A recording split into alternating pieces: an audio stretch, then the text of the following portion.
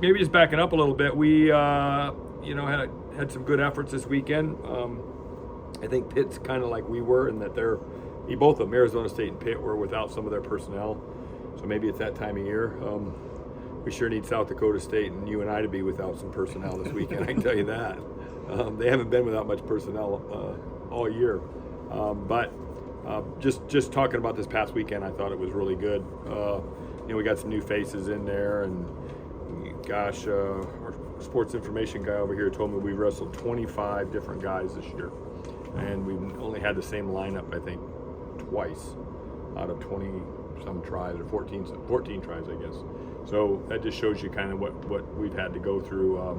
And this weekend, we're still not quite sure, being that it's Tuesday, we're still not quite sure who's going to go yet. We do think we're going to have Chittum back. He got over his sickness. Bachman is a maybe yet because he's coming off mono. Looks like we kind of got the same guys that we had last weekend. So we'll see who looks like. Hang on, I got it on my eye here. Must be that snowflake out there. Squirt gun, yeah.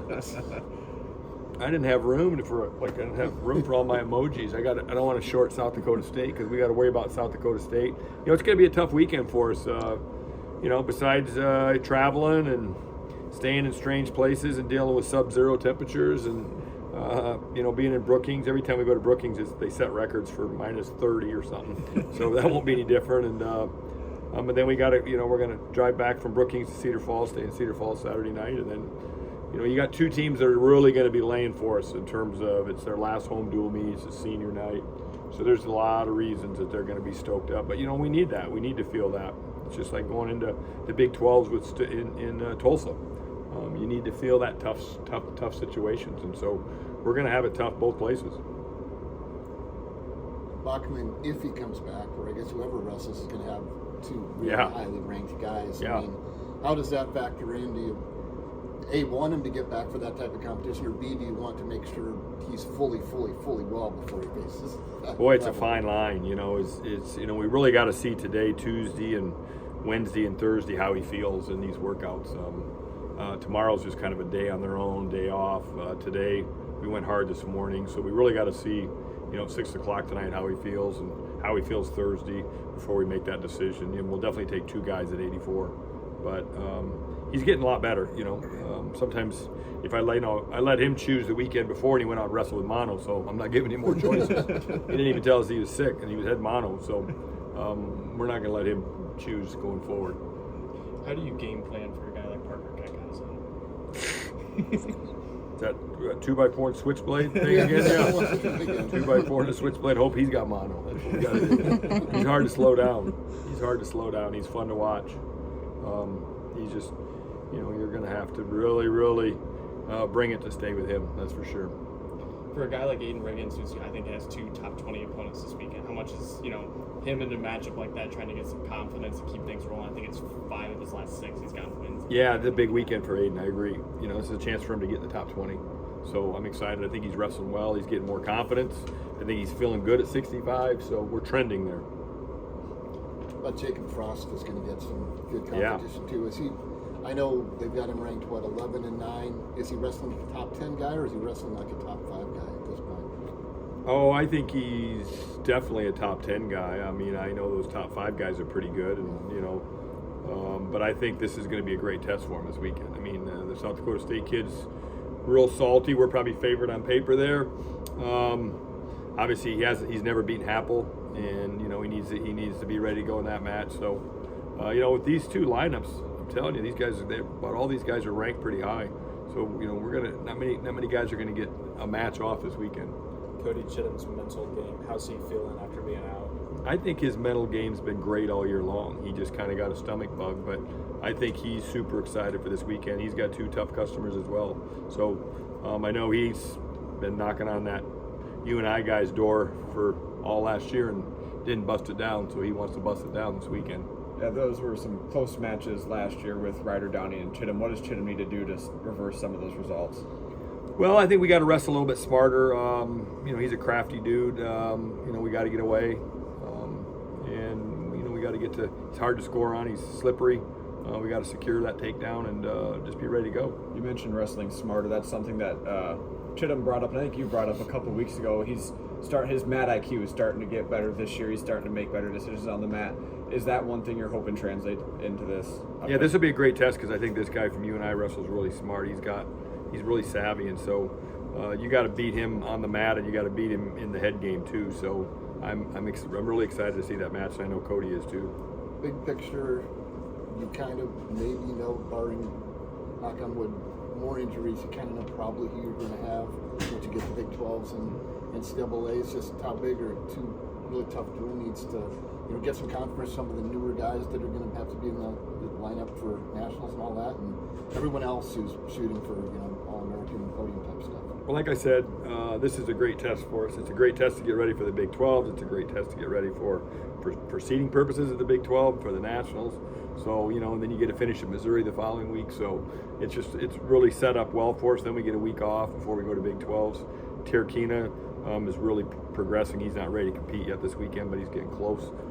So you get him and Bachman healthy in there. I mean, you think about it right now. Last weekend we wrestled all sophomores and freshmen, and so we had 2 seniors back in there at Big 12s, and we're going to need those guys down the stretch. How are you seeing these young guys respond to being called up to get the start? I think they've done well. I mean, I think Perryman's competing hard. I mean, obviously Faustic had a good match. Herrera's really, just made some freshman mistakes, but was in there with the top 10 guy. The improvement of that guy has been great. So, we just got to keep thinking about getting better at wrestling, and I think we got our guys pretty good shape right now, and I think we're pretty tough. We'll find out how tough we are by Sunday night because we're gonna have a lot thrown at us. But when you focus on just getting better at wrestling, that's a good direction to go.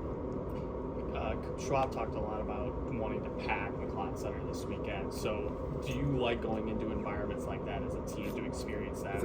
That's a fun place to wrestle. Our guys are like, it'll be packed. Yeah, I know it'll be packed. When you got the 4th ranked team and the 11th ranked team, I think, and we're the 14th ranked team, that's all you need to say in terms of who's favored, who's not favored, and what kind of excitement it brings to that, especially that match on Sunday. You have any friendly trash talking for Schwab this year? Well, he just texted me, and I texted him, and he said, I said, hey, can we use your room at 6 o'clock? And he said, I'm not letting you use our room. You can't use our room. There's kind of an inside joke there, but I said, are you serious? And he said, no, I'm just using cuss word. No. Yeah, they'll be ready for us. But in retrospect, with Herrera, is it almost impossible to overstate appreciate the amount of mental fortitude it took for him to be thrown into the fire as a guy that just dialed in himself physically and then has to go through this grind, as a baptism by fire, month after month after month, match after match after match. He really made some sacrifices. So his senior year, he left home, 18 years old, lived on his own,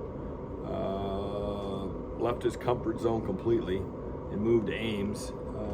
And because of RTC rules, was able to work out with us a lot and really changed his body. If you would have saw him 2 years ago or a year and a half ago, and then kind of coming in thinking you're going to get a redshirt year, and you just get thrown into, like just this last weekend, you basically have 2 top 10 guys.